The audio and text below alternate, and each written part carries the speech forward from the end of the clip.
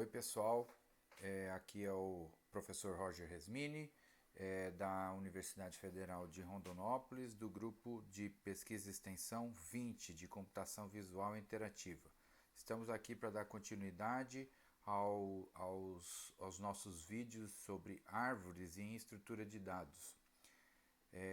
Esse conteúdo é feito para a turma de estrutura de dados de sistemas de informação da UFR e fica disponível aí para quem mais precisar utilizar. É um material de apoio para minhas aulas de estrutura de dados.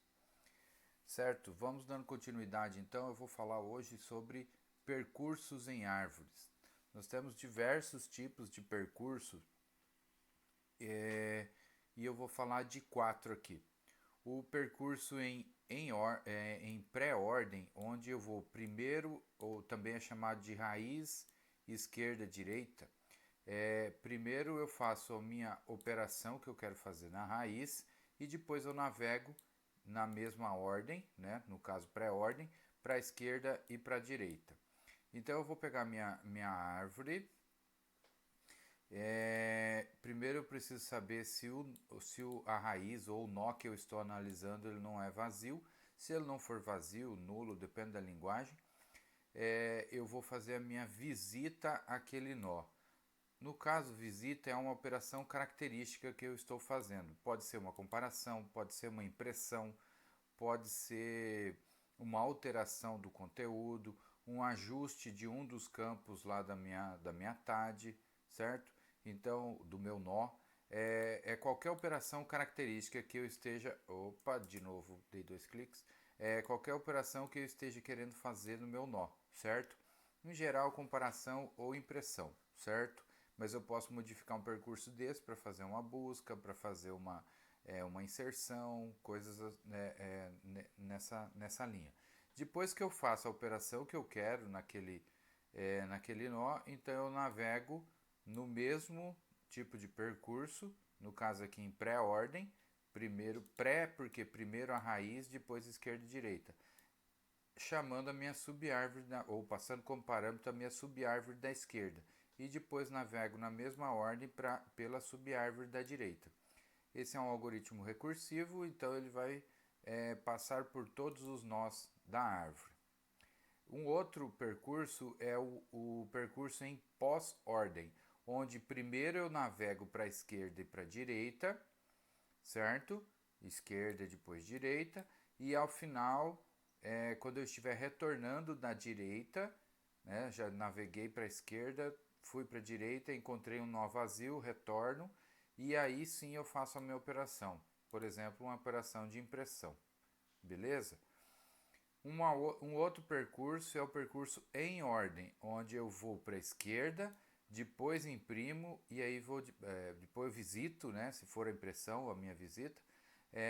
Então eu vou para a esquerda, depois eu faço a minha visita ao nó e depois eu faço eu vou para a direita, né? Eu faço a navegação pela subárvore da direita. Eu coloquei aqui raiz, aqui não é um tracinho, né? É um ponto para manter o padrão. Eu coloquei visita, raiz, valor, porque geralmente vai ser uma impressão. Então aqui estaria prontinho para fazer uma impressão em ordem. Um outro percurso, esse aqui eu fiz ele sem sem usar recursão, é o percurso em nível ou também chamado de percurso em largura. Deixa eu colocar aqui em largura ou busca em largura, tem diversos nomes. Nesse aqui ele não é recursivo, então eu usei um laço. Primeiro eu recebo a raiz como parâmetro, eu tenho que criar uma fila, certo? Inicializo essa fila e aí insiro o valor na fila F, eu insiro a minha raiz, certo? Entro no laço, se o F não for vazio, não vai ser porque eu acabei de inserir. E aí a minha raiz vai receber o remove fila, que é a operação de pop, certo? Eu removo da minha fila, eu tiro o primeiro fila, né, a inserção acontece por um lado e a inserção pela cauda, a remoção pela cabeça. Então eu vou remover a cabeça da fila, vou passar para raiz, certo? Se raiz não for vazia, então eu imprimo, ou aqui eu posso chamar, eu já coloquei direto a impressão, mas eu posso chamar de visita, certo?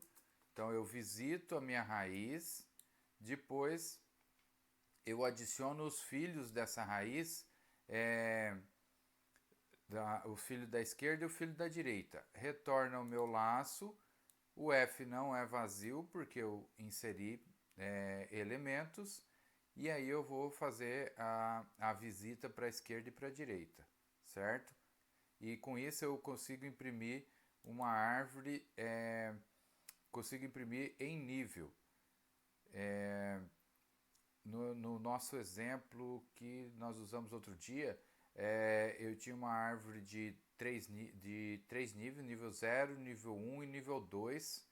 Então eu iria imprimir por nível, primeiro a raiz, depois os dois filhos da raiz, depois os elementos filhos dos filhos da raiz, certo? Espero que tenha ficado um pouco mais claro os pseudocódigos aqui de como implementar isso. Para quem for da turma de estrutura de dados, já pode fazer o código em cima disso daqui para testar e entender. E quem tiver dúvida pode deixar comentários aí no campo de comentários do vídeo que eu respondo assim que puder. Beleza? Então, esse foi um vídeo feito por mim, professor Roger Resmini, da UFR, coordenador do grupo de pesquisa e extensão 20 de computação visual e interativa e do curso de sistemas de informação. Muito obrigado por ter assistido e até mais.